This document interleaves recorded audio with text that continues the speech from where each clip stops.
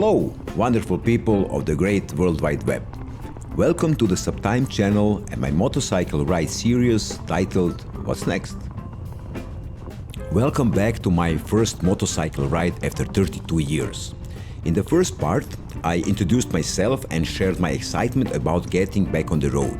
And now I'd like to talk about my choice of bike and give you a small review after almost 6,000 kilometers of the motorcycle I bought, the Royal Enfield Himalayan.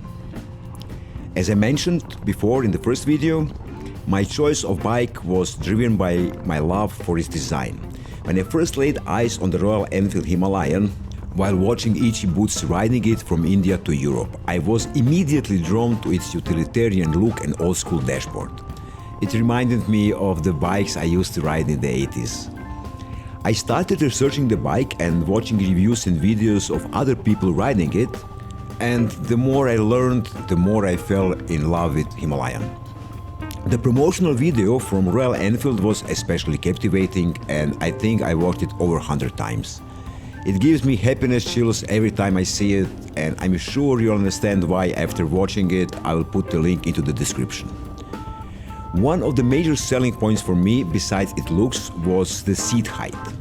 As a vertically challenged person, I like that expression, I wanted to be able to touch the ground with my feet, particularly when riding on remote and off-road terrain. This was crucial for my riding confidence since it was my first bike in 32 years.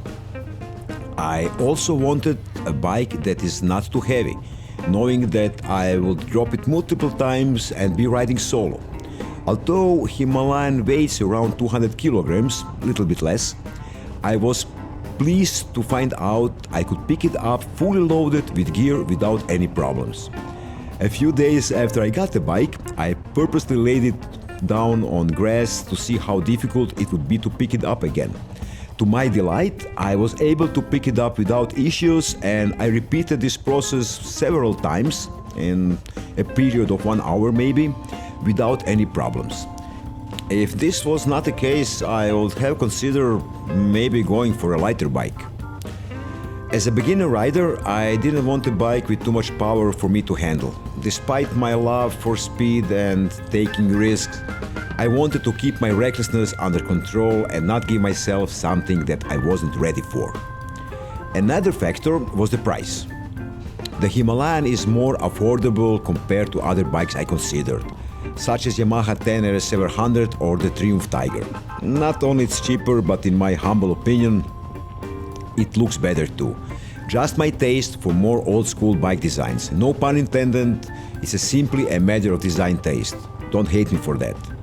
I figured that if something went wrong, which as a beginner is a higher probability, it would hurt less to destroy a cheaper bike rather than an expensive one. And those are the main reasons I choose the Royal Enfield Himalayan. Now for a brief review after almost 6,000 kilometers of riding. And to make one thing clear, I can't call it a review since this is the only motorcycle I have ridden in 32 years. This is simply my opinion on the bike and how I feel when riding it. I'll spare you the technical details, but here are some basic specifications.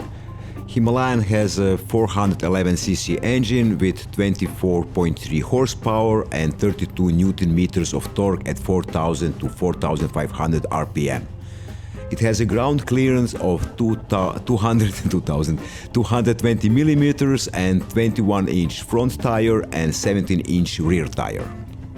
If you want to know more specifications about the Royal Enfield Himalayan, I will leave in the description a link to the Royal Enfield homepage.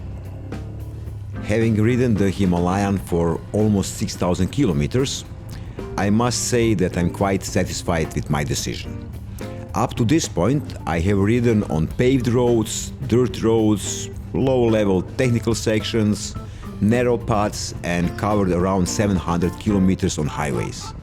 The longest distance I rode in one day was about 350 to 400 kilometers, which involved a combination of unpaved and paved roads.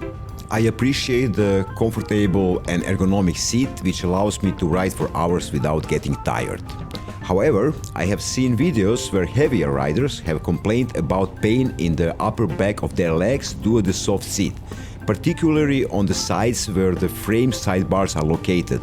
I think when they sit on the bike, they squish the seat and their legs are pressing on those sidebars. Being a lighter rider, I have not experienced this issue. The instrument cluster has an old school look that I just love. It is a combination of analog and digital, simple and easy to read, with all the information I need right in front of me. The only feature I didn't set up since buying the bike is a tripper navigation. I just can't find any usage for it. I currently rely on my phone for navigation and plan to install a Garmin or a similar device for navigation in the future. And once my bike warranty expires, I plan to remove it and possibly install something else in that spot. Another change I would like to make is to the rear ABS setting. Currently, I can turn off the rear ABS, but when I turn off and then start the bike again, the rear ABS automatically switches back on. I would prefer the ability to keep it turned off until I choose to turn it back on. I was also pleasantly surprised with the bike's fuel efficiency. The Royal Enfield Himalayan has an average fuel consumption of around 3.5 to 4 liters per 100 kilometers. Of course, depending on the various factors such as riding style, road conditions and terrain. One thing I want to mention, if you really rev the engine up and ride fast, like 120 or 130 kilometers on the highway, the fuel efficiency drops dramatically. Despite the Himalayan not being the lightest bike on the market, its low center of gravity makes it feel nimble and easy to control. This also allows me for more confident ride, especially when I'm navigating through challenging terrain and the bike handles well, even at higher speeds. The engine is responsive and provides enough power for me to enjoy the ride and tackle different types of roads. I was pleasantly surprised how precise the gear shifting is on the Himalayan. The gearbox feels very smooth. Despite people complaining about the weak front brakes, I have had no issues with them. I mean, back in the 80s, the bikes I rode didn't even have disc brakes or hydraulic brakes. So who am I to complain? I don't know for better. I'm used to using both the front and the rear brakes at the same time. And I'm a pretty defensive rider in traffic, so I haven't had any close calls that required hard braking. So yeah, the front brakes work just fine for me. Although the Himalayan is not the fastest bike on the market, it's more than capable of getting me where I want to go. On highways, I can keep pace with traffic without any problems. In Croatia, the maximum speed limit on highways is 130 kilometers. Even when fully loaded, I'm able to maintain a speed at 120 kilometers per hour without any noticeable vibrations or shaking. But I usually ride at slower speeds, closer to 100 kilometers per hour. I didn't buy the Himalayan to break any land speed records, but for the sheer joy of the ride and the liberation it offers on the open road. Plus, taking it easy lets me savor the stunning scenery and spot some cute cows, horses, sheep, birds. It's my chill out time, no need to rush. Overall, I'm very happy with my choice of the Royal Enfield Himalayan. It has exceeded my expectations and I'm enjoying every moment of my ride. I can highly recommend this bike to anyone who is looking for an all-arounder that combines good looks, comfort and performance. In conclusion, I hope my review of Himalayan provides a unique perspective. As someone who has not ridden a bike for a long time, it's important to remember that my opinions and experiences may differ from those of more experienced riders. Nevertheless, I truly believe that Himalayan is a great bike for someone like me, who is looking for a versatile and capable motorcycle with a lower seat height.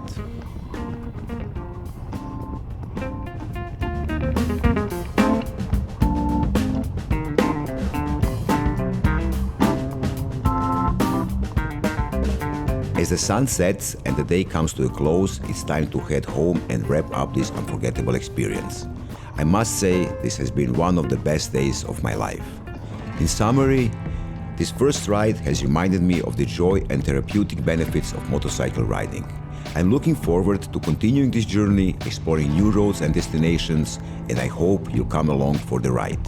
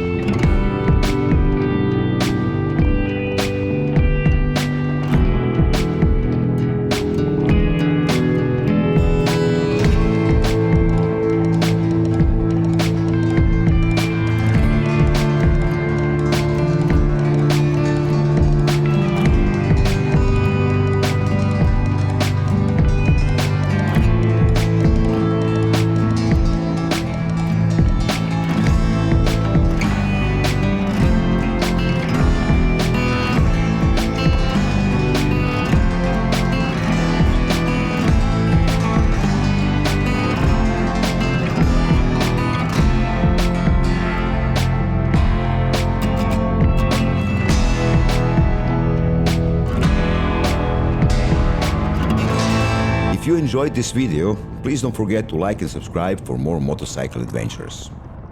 Until next time, keep exploring and finding new roads to ride on. Cheers!